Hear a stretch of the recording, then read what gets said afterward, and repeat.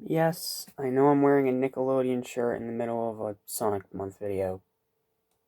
Leave me alone. What's up, guys? Jack Small, Vamish's Station back into you all again with yet again another video, and today we are talking about another thing related to our favorite little blue blur. But not a book, not a toy, no. We're gonna talk about the games again. This time we're gonna talk about the games that I think are underrated, overlooked, like the ones that get either way too much hate or just people don't even give attention to. This is nothing more than my personal opinion, so if you disagree with anything I had to say in this video, leave it down in the comments below, but if you decide to be a jerk about it, blocked, removed, reported, you know the drill. So, and because we haven't done a top 10 list on this month yet, so why not go ahead and do it now? So let's get started. This is what I think, in my opinion, are the top 10 most underrated Sonic games. Let's go!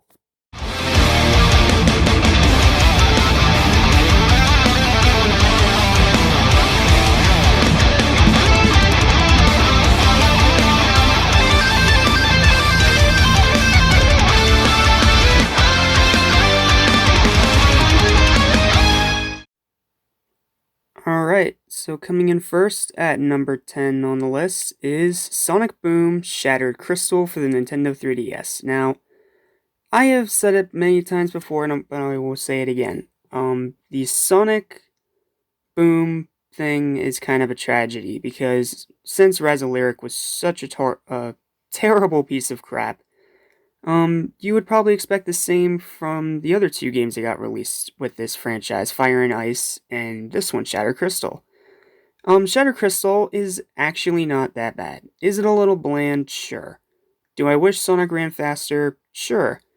But I also like how it tried to be experimental and do more of a investigative, uh, almost exploration kind of platform asset instead of like your usual run to the goal scenario.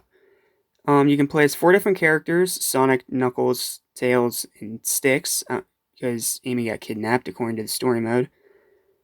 But they all have their different abilities. There's a lot of different collectibles and explorations to do in the game. The music's pretty good. The graphics aren't bad for the 3DS, even though they have aged kind of poorly. But I don't get the behemoth hate behind this game. I played it a few times back when I had my 3DS, and I enjoyed it. It's not like a top 10 contender by any means, but it's not a terrible game either. And the credit for the person that's doing this footage right now will be in the bottom right hand corner. So you can't say I'm stealing footage, because I am giving people credit, so don't even try that with me. But yeah, if you guys can find this game for a cheap price, which shouldn't be too hard nowadays, give it a go. It's a fun game, and if you want to see someone a bit more professional than me talk about it, check out a Channel Pups video about it. I will link it in the video description below for those who are interested. And with all that said, let's go ahead and move on to number 9. Alright, next up at number 9 on the list is Sonic Dash. What? A mobile game makes the list? Yes, it does, because it's a pretty friggin' good one. Yes, as I went on for a good while on my 10 on Tuesday video, that ended up being canceled with that series, but video's still there if you want to watch it. It has its flaws. I hate the stupid town building thing just to unlock a few specific characters, but everything else about the game works fine. Yes, some of the stuff is palette swaps, but you get to run through different zones, you have numerous different characters, there's different events, and it brings back a lot of obscure Sonic characters. Like, this game has Jet the Hawk, Werehog, as you can see right now. The Black Knight characters, Percival, Lancelot, and Excalibur. I think it has Dark Spine. I don't remember exactly, but they also have some really cool exclusive stuff, like the pirate versions. They're really cool. Like, some of these have, like, different unique designs. And it just looks really, really cool. Um, like I said, the downside to this game, this is a mobile game, so there is going to be microtransactions. And, again, the stupid paywall crystal crap for the zone, town, hub, builder thing, whatever you want to call it, is absolutely egregious. But if you look past that, it's cool. It is a really cool little mobile game. It doesn't take too much space on your phone, and the range of characters you can get from it, if you're staying up to date on like all the events and stuff, is pretty good. Like, they usually have all kinds of different events all the time for certain characters. Like, even if you miss it, like a main series character like Silver or Blaze, they will give you another chance because they always have token events where they have tokens spread across the track and you have to collect them all to get that character, which is pretty easy after a few runs of tedium. But yeah, it's still a mobile game, which is why it's low on the list, but for what it is, it's not a bad mobile game by any means. It's pretty fun, actually. I definitely recommend it if you're a Sonic fan. It's a nice little free way to help pass the time. So, yep, that is Sonic Dash. Let's go ahead and move on to the next one, number 8. Oh boy, this one brings back some memories. Sonic Battle. Not only is it one of Sonic's first ever fighting games after Sonic the Fighters, but it is also one of the most fast, reflexive, well animated, and just extremely fun and replayable brawlers, especially for handheld like the Game Boy Advance.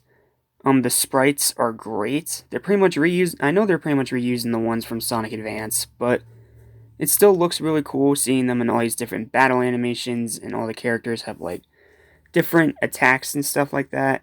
And the animations are sick. The story is actually quite good, even though it ties into the under par Sonic Advance 3. And it's just a really, really fun game to play. I don't understand why people just don't talk about this one anymore. It deserves more attention. Is it perfect? Absolutely not. But it's not the most horrible thing in the world. If you still have a Game Boy Advance or you have some kind of emulator, highly recommend picking this one up. It is an absolute underrated classic title. It's fun to play. It can be pretty challenging at times, but it is very fun. And seeing Sonic try something other than his usual get to the goal scenario is also worth props as well. Don't get me wrong, I love that playstyle, but it gets old after a while. I award experimentation, and this is definitely quite the experimental little cult classic we have here. People have very fond memories of this game, and for good reason. It is very fun, and I highly recommend giving it a try if you haven't already. Alright, that's enough on that one. Let's move on to number 7. Oh boy, I remember the hype train behind this one. Well, the hype train didn't really exist because Sonic Boom was pretty much done at this point, but Sonic Boom Fire and Ice is a pretty good game for what it is. It is very exploration heavy, still, just like the previous game, but it's not as noticeable, per se.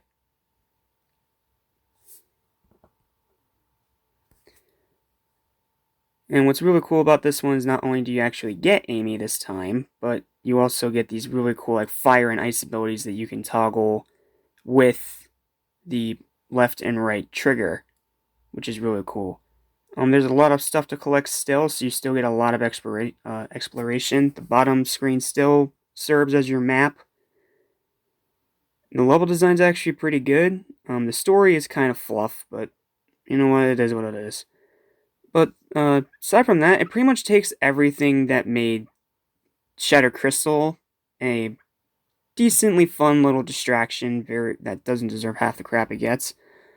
Fire and Ice kind of just came and went, which is a shame because it's definitely, in my opinion, the best of the Sonic Boom games.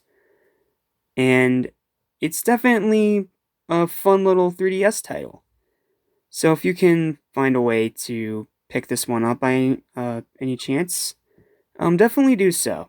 It has its fair share of like little things that may bug you, but if you can get around that, you have like a lot of fun things to go through with this game.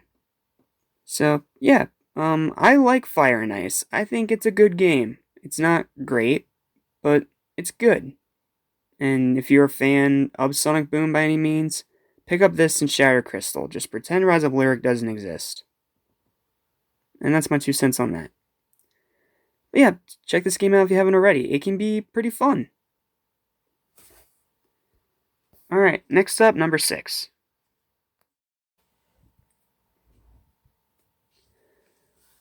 Oh boy. Let me make something very clear right now. I don't think Sonic Forces is a perfect game by any means. However, I don't think it's the most god-awful thing in the world. I give them credit for trying to go in a darker direction with like the story and how all that plays out. And I love the character creator. I love that we can make our own C's now. OCs. OCs, not own C's. I can't talk today. Make our own OCs now without having to like use Microsoft Paint or anything like that. Or Photoshop. But it does still have its problems. The story is still complete fluff. It's only about 4 hours long to complete, and that's not counting the numerous deaths you may or may not suffer. Because this game, while it's easy, it can have some hard sections about it, especially if you're trying to like 100% the game. And yes, classic Sonic control is like a complete and total poo. But if you can get around all of that, then you're in for a pretty fun game. It's not a top 10 contender by any means, and I definitely did overrate it a little bit when I first did my top 10 list, which is now only exclusively on my Facebook because that was a horrible video. But I don't think it's the most god-awful thing in the world. I can get why a lot of people don't like it, but I don't think it's as bad as like 06 or Rise of Lyric or Free Riders. Okay, that's just where I stand on it. I still think it's a good game. It's just not the most amazing thing ever. Okay? So please don't leave comments yelling at me. Alright, let's go ahead and move on to number 5. Oh boy. Team Sonic Racing. This game, I remember the hype and anticipation behind it, and its cool new team-based mechanic. But, yeah, that is why these videos are muted for both copyright reasons and because of that. But, the team-based mechanic was really cool and unique. The graphics are really good. It takes from all over Sonic's history. It's not just the modern stuff. There's some classic and adventure era stuff in here too. As you can see, it also gives you many opportunities to be an absolute jerk to your friends. Is it as good as All Stars Racing Transformed, which in my opinion is still like the best kart racer ever? No, it's not that good, but it's not the god-awful piece of crap some people would lead you to believe. But yeah, it's a pretty fun little game. It has its fair share of problems, but it's fun, especially when you play it with friends and coordinate like, a team. But you get around that, you're gonna be in for a blast. Oh, and don't even get me started on the car part customization. Oh, that was amazing. I love the car part customization. It's one of the best parts in the game. So yeah, this game is fun. It is fast, it's reflexive, and it is going to absolutely test your patience and make you lose friends even faster than Mario Kart, you could argue. But yeah, the game's fun. I don't get why people don't talk about it anymore, and no one can complain about the title song, "Green Light Ride" by Crush 40. No one can complain about more Crush 40 in their lives. Yep, that's all I have to say. Team Sonic Racing, pretty fun game. It's pretty easy to get. Um, it's on most of the current gen platforms. And yeah, that's all I have to say. Pretty fun game. Check it out if you haven't already. Next up, number 4. Oh boy. Sonic 1 on the Master System. Now, obviously, it's not nearly as good as the Genesis version. But does that make it outright bad? No, not at all. I still think that it is a good game. Well, actually, really good. The controls are tight and responsive. Despite having lower graphic capability, the graphics are still pretty nice.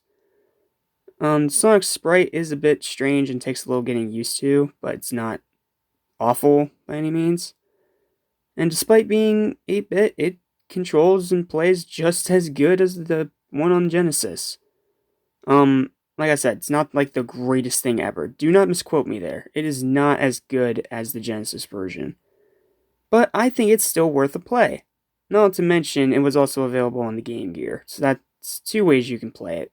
On the go, with a bit of screen crunch, and on the Master System, which, again, while not looking as good as its 16-bit brother on the Genesis, it still is a lot of fun. And it's also available on Sonic Mega Collection Plus. So if you have that, you've probably already played this game. So yeah, it's a pretty fun game.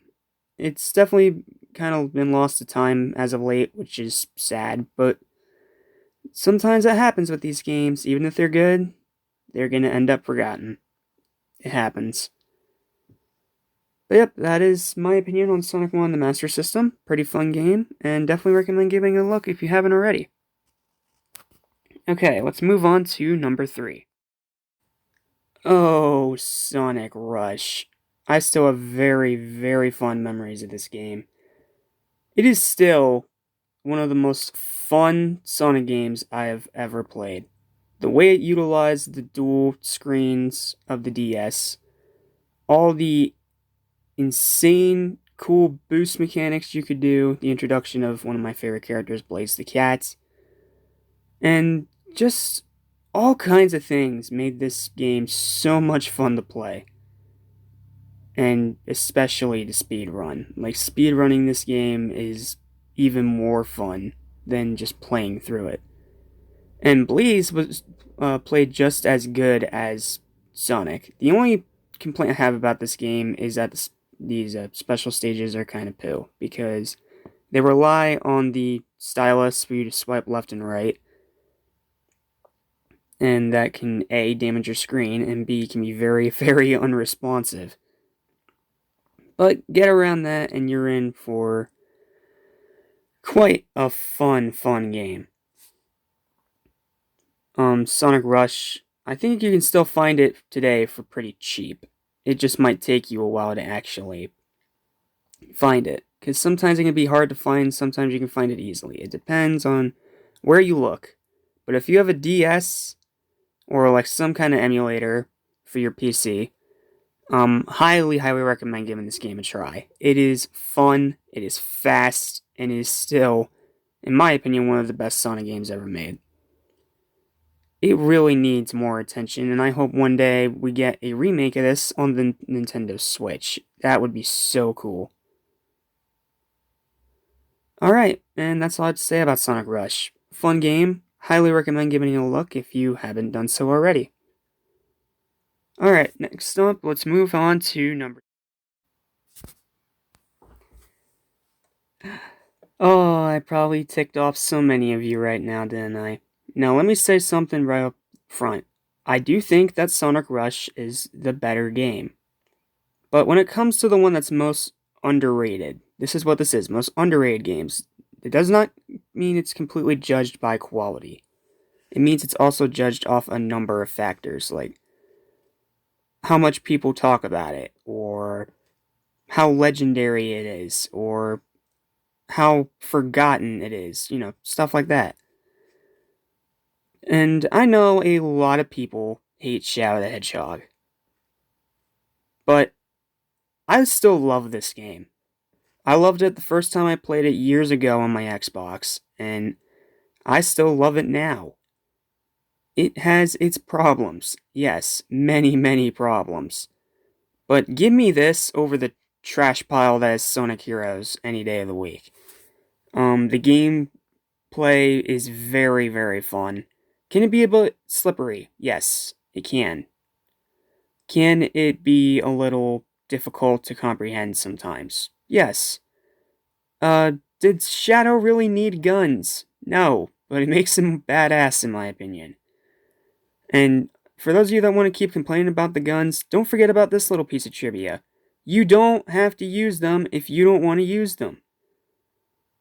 If you do not want to use any of the guns, you do not have to. They are completely 100% optional. And yes, this game can be very hard, and its story is trash. I will completely admit that, with zero transparency. The story in this game is trash, but look past that and some of the harder levels, and you're gonna have a very, very good time. As long as you don't mind just a little bit of edginess. I can understand why some people don't like it, but I don't understand why people say it's just as bad as 06. It is not. Not even close. It's still fun. Can it fall into the guilty pleasure category? Sure, but it's still fun. And again, huge bias here because Shadow is like my favorite character in the whole series. So, getting to play as him the whole time in his own game, with mechanics that aren't exactly the same as Sonic's, was a refreshing breath of air. But yeah, it's a fun game, man. It has its problems, and it's become quite the infamous game over the years, but it's fun. I still think it's genuinely enjoyable. And I definitely recommend checking it out if you haven't already. You should be able to find it for pretty cheap on sites like eBay and Amazon. So if you want to not take my word for it, then you can play it for yourself and make your own opinion. But me personally, this game will always be one of my absolute favorites. Even though the footage is just kind of not doing it justice right now. But yeah, it's a fun game, dude. I love Shadow the Hedgehog, and I'm always gonna love it. And I'm always gonna defend it. It's not like one of the top 10 greatest Sonic games, don't even get me started there. But it is far, far overhated. Okay, that was a long tangent. But yeah, that is my thoughts on Shadow the Hedgehog. Now take a good guess at what number 1 is. For those of you that already saw my Sonic Games tier list video, you should already know. Or if you just know me in general, you should know this. But if you don't, I'm about to humor you. But yep, here we go. My number 1 most underrated Sonic game of all time is... if this really surprises any of you, you either do not know me or have not been on this channel for very long. I have always openly defended and will always adore Sonic and the Black Knight for the Nintendo Wii. Yes, the wacko controls can definitely turn a lot of people off of the game, like completionists, for example. But I still think if you're able to power through that and the crappy Wii nunchuck, you are in for a thrill ride of a game. Like, just an absolute straight up thrill ride. With insane bosses, an amazing soundtrack with 5 Crush 40 songs, pretty good graphics for the Nintendo Wii, a pretty good story, I'm not gonna lie to you. Like, a very, very good story. awesome new designs of the characters like Gawain and Lancelot, or Knuckles and Shadow, whatever. And yes, the game can be hard at times, and it does take a while to get the actual true ending of the game. But that final boss against the Dark Queen Merlina with Excalibur Sonic and Crush Warrior just blaring in the background, that is easily one of the best moments of pretty much my entire gaming career. I friggin' love this game, man. It has its problems, but it's because of the system and not the game itself. I will always love, adore, and cherish Sonic and the Black Knight. And I think it is easily the most underrated Sonic game of them all. And that's it. That's all I have to say. Thank you for watching this long video. Like I said, I already gave credit to all the people for the footage, so don't say I'm stealing it, because I'm not. I just wanted to give you guys something different aside from just pictures and a black screen. So, I hope you guys enjoyed this more experimental sort of video.